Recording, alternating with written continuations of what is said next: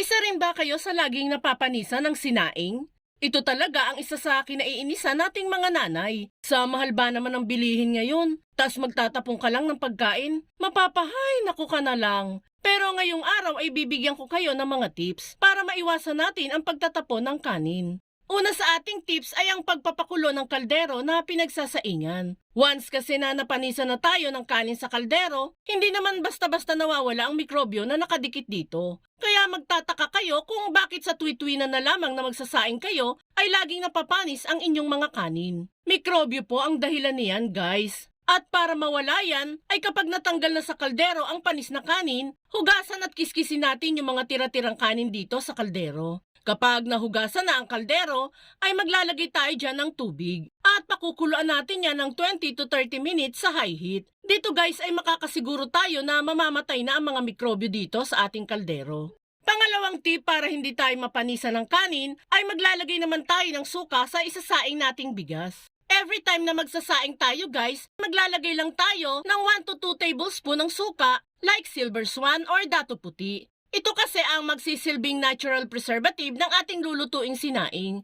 May ikukumpara natin ito sa mga niluluto nating ulam na may suka tulad ng paksiw. Mapapansin ninyo na kahit ilang araw na yung paksiw, hindi pa din nasisira, di ba guys? Same din ang gagawin niyan dito sa ating sinaing. Sa mga magtatanong kung makakaapekto ba sa lasa ng sinaing yung suka na ilalagay natin, ang sagot po ay hindi. Nasubukan ko na po ito minsan at hindi naman lumasa yung suka sa aming sinaing. Bago tayo dumako sa susunod na tip, kung sakali guys na magugustuhan ninyo ang ibinahagi natin today, pwede po bang pusuan mo naman ang video natin? At mag-comment ka na din po ng kung ano sa mga tips na ibinahagi natin ang ginagawa ninyo para hindi mapanisan ng sinaing. O baka naman may iba ka pang teknik para hindi mapanisan ng sinaing.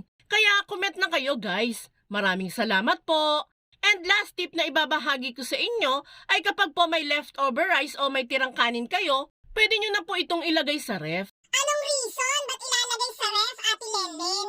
Ito ay para po mawala yung moisture na nasa sinaing natin. Ang pinaka-main cause po kasi ng bacteria buildup sa ating sinaing ay ang pagkakaroon ng moisture. Lab na lab po kasi ng mga bakterya ang mga mamasamasang environment. Doon sila mas nabubuhay at mas dumadami. Kaya tayo napapanisan.